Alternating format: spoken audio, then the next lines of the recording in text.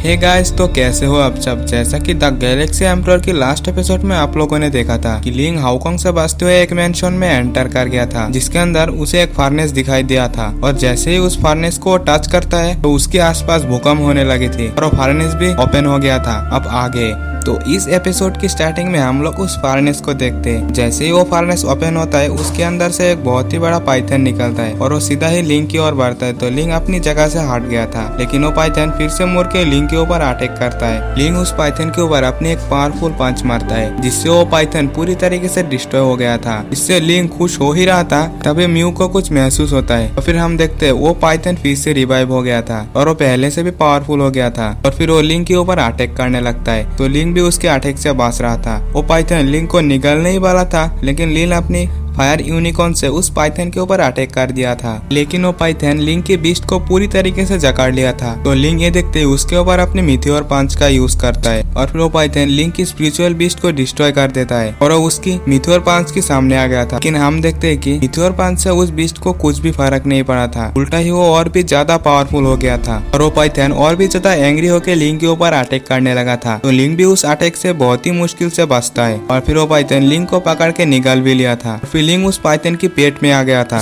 लिंग जहाँ पे गिरा था ये उस पाइथन की बॉडी की एक स्पेस वर्ल्ड है। यहाँ पे इस वर्ल्ड के अंदर कोई फार्नेस भी दिखाई देता है, जो कि पहले यहाँ पे आते ही लिंग को मिला था। और फिर उस पाइथन की पावर लिंग की बॉडी को डैमेज करने लगता है। तो लिंग कहता है मैं यहाँ पे ऐसे ही नहीं मर सकता और वो अपनी गोल्डन रून्स की पावर को एक्टिवेट कर लिया था। लेकिन वो पाइथन लिंग की शील्ड के ऊपर लगातार अटैक करता रहता है, जिससे लिंग की जो शील्ड थी उसमें क्रैक आ गया था। तो ये देखते ही लिंग अपने उस स्पिरिचुअल एलेक्सर की 3 बूंदे को निकाल लेता है और उसे लेकर उस शील्ड को रिकवर करने लगता है। तो उसकी यह ट्रिक कामयाब साबित होता है और फाइनली उस शील्ड को रिकवर कर लिया था। तो ये देखते वो पाइथन भी अपनी स्पेस वर्ल्ड में आ गया था और वो लिंग के ऊपर अटैक कर दिया था, जिससे लिंग की उस गोल्डन ड्यून्स की शील्ड भी डिस्ट्रॉय हो गया था और उससे बहुत ही बुरी तरीके से इंजर्ड हो गया था। तो लिंग को ऐसा करते हुए देखकर उसकी जो डिवाइन बैम्बो स्टिक थी वो बाहर निकलकर उसे हील करने लगी थी। तो लिंग उसे ऐसा ना करने के लिए कहता है, अगर वो लगातार ऐसे लिंग को हील करता रहा तो इससे उसे प्रॉब्लम हो सकती है। और वो डिवाइन बैम्बो स्टिक भी लिंग की पेंडेंट में वापस चला गया था और फिर वो पाइथन लिंग के ऊपर फिर से अटैक करने के लिए रेडी हो गया था। फिर लिंग जैसे ही अपने खून से लथपथ हाथ को उस फार्नेस से टच कराता है तो वो फार्नेस लिंग की ब्लड को एब्जॉर्ब कर लिया था, जिससे वो एक्टिवेट होने लगी थी, जिससे उस एल्केमी फार्नेस के अंदर से एक भयानक एनर्जी निकलता है। इस एनर्जी की वजह से वो पाइथन भी बहुत ही ज्यादा इंजर्ड हो गया था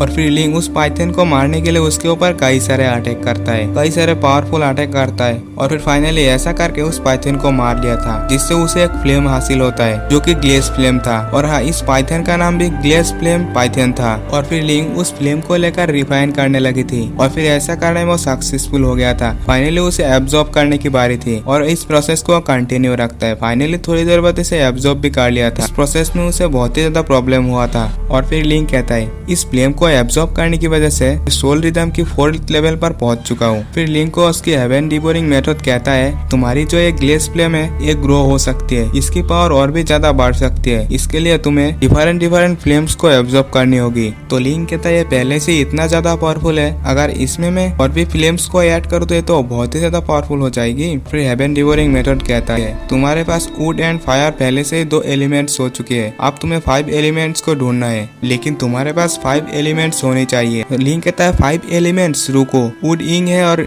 फायर यांग है, यानी कि मैं इन यांग पाम की ट्रेनिंग कर सकता हूँ और दोनों एलिमेंट्स को मिला के इन यांग पाम को बनाने लगता है। उसके कंप्लीट होते उस अटैक को ऊपर की ओर कर देता है। इस अटैक की पावर की वजह से वो रूम टूटने लगा था। तो लिंग उस एल्केमी फार्नेस को लेते हुए वहां से जाने लगा था और वो उस रूम से निकलते हुए आगे की ओर जाने लगा था, जहाँ पे वो सोचता है अगर मुझे इस इंग पाम को मास्टर करना है तो मुझे जल्द से जल्द इसके बारे में बात करने के लिए जी से मिलनी होगी। और फिर सामने ही लिंग को ब्लड दिखाई देता है। तो जैसे वो उस ब्लड को टच करता है तो मार्शल किंग की किड वर्जन की स्पिरिचुअल बॉडी वहाँ पे आ गया था। तो मार्शल किंग की वो किड वर्जन आगे की ओर जाने लगा था। तो लिंग भी उसे फॉलो करता है और फिर वो मार्शल किंग की किड वर्जन सामने रखे एक टेबल से एक ट्रेजर को लेता है और फिर वो उस ट्रेजर की मदद से उस दरवाजे को पार करने की कोशिश करता है, लेकिन वो उसे डिसअपियर हो गया था। और फिर लिंक कहता है मार्शल किंग भी यहाँ पे एंटर करने में नाकामयाब रहा, तो इसका मतलब है साइकिक टावर की 10th लेवल है, इसकी चीज तो बहुत ही ज्यादा डेंजरियस है। और फिर लिंक उस दरवाजे की एनर्जी को जैसे ही टच करता है उसे महसूस होता है कि ये एनर्जी तो बहुत ही ज्यादा स्ट्रॉन्ग है और वो एनर्जी उसे पीछे कर दिया था। फिर लिंक कहता है सही में इस पावर की चीज तो काफी ज्यादा स्ट्रॉन्ग है, ये वजह है कि मार्शल किंग भी इसे पार करने में नाकामयाब रहा।